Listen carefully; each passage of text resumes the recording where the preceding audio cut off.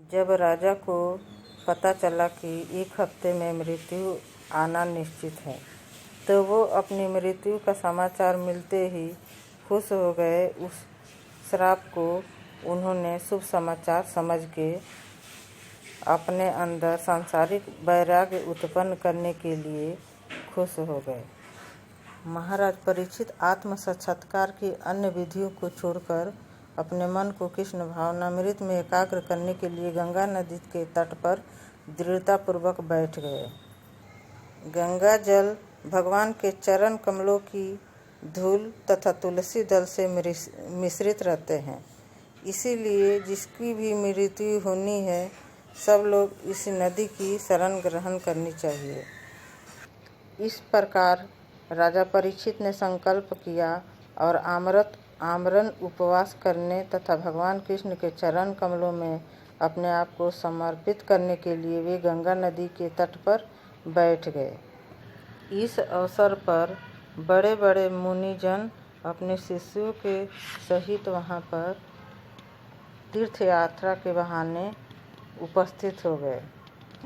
ब्रह्मांड के सभी जगह से बड़े बड़े मुनि वहां आए थे, जिनका नाम है अत्रि, च्यवन, शरद्वान, अरिष्टनेमि, भृगु, वशिष्ठ, पराशर, विश्वामित्र, अंगिरा, परशुराम, उतथ्य, इंद्रप्रमद, इमबाहु, मेधातिथि, देवल, आष्टीसेन, भारद्वाज, गौतम, पिंपलाद, मैत्रेय, और्य, कवस, कुंभयोनि, द्वैपायन तथा महापुरुष नारद।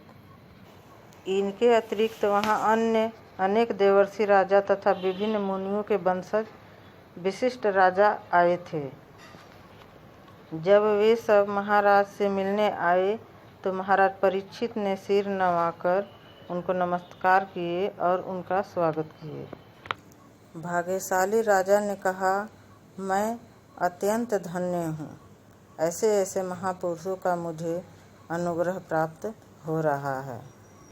परीक्षित महाराज बोल रहे हैं कि भगवान ने मेरे ऊपर ब्राह्मण श्राप के रूप में बहुत अत्यंत कृपा की है कि मुझे ये श्राप मिला है।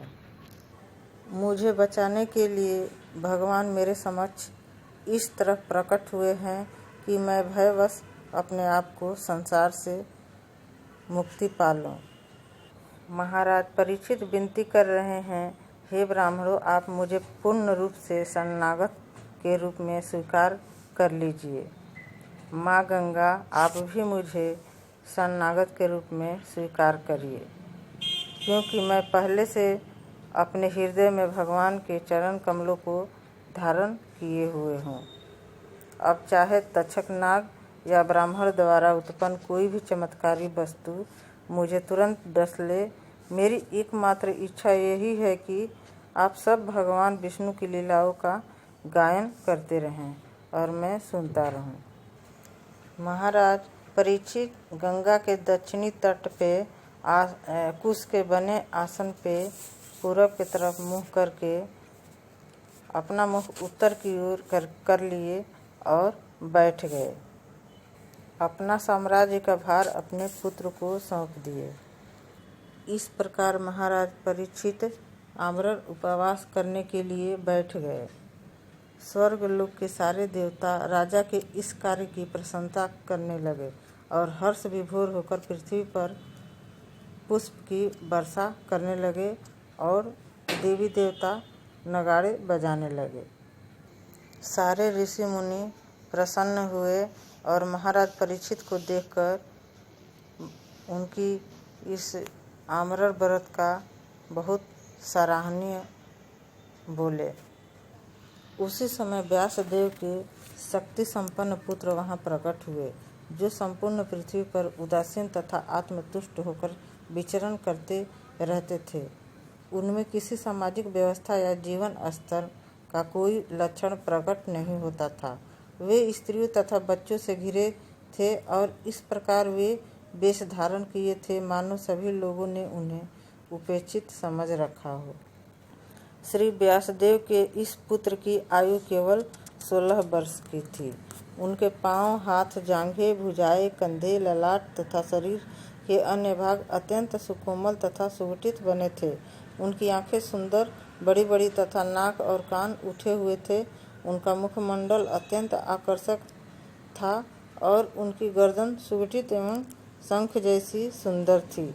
उनकी हंसली मांसल थी, छाती चौड़ी तथा मोटी, नाभि गहरी तथा उदर सुंदर धारियों से युक्त था।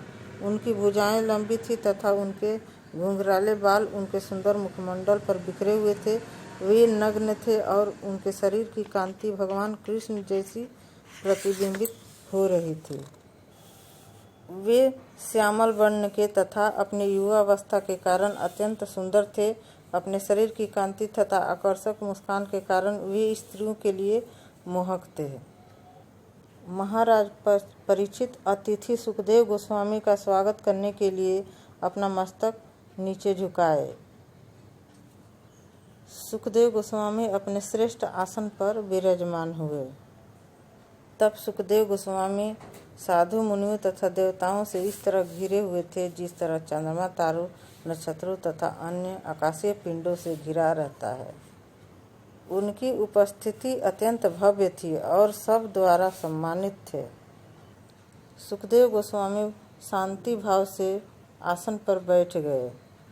परीक्षित महाराज उनके पास पहुँचे और उन्होंने उनके समक्ष सिर झुकाकर प्रणाम किए और हाथ जोड़कर मधुर वाणी से विनीत भाव से पूछे, हे ब्राह्मण, आपने कृपा करके यहाँ पर मेरे अतिथि के रूप में उपस्थित होकर हम सबों के लिए तीर्थ स्थल बनाकर हमें पवित्र बना दिया है। आपकी कृपा से हम अयोग्य राजा भक्त की सेवा करने के सुपात्र बनते हैं। आपके स्मरण मात्र से हमारे घर तुरंत पवित्र हो जाते हैं। तो आपको देखने, स्पर्श करने, आपके पवित्र चरण को धोने तथा अपने घर में आपको आसन प्रदान करने के विषय में तो कहना ही क्या है। आप महान संतों तथा भक्तों के गुरु हैं। आपसे मेरी विनती है कि आप सारे व्यक्तियों के लिए एक विशेष रूप से जो मरणासन पर है उनके लिए पूर्ण रूप से मार्ग दिखलाइए। कृपया मुझे बताएं कि मनुष्य को क्या सुनना, जपना, स्मरण करना तथा पूजना चाहिए और यह भी बताएं कि उसे क्या क्या नहीं करना चाहिए। कृपा करके मुझे यह सब बतलाइए।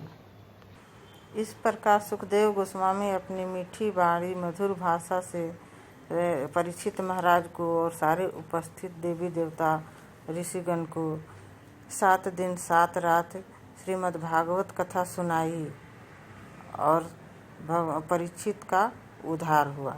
नमस्कार। हरे कृष्णा कृष्णा कृष्णा हरे हरे, हरे राम राम राम हरे हरे।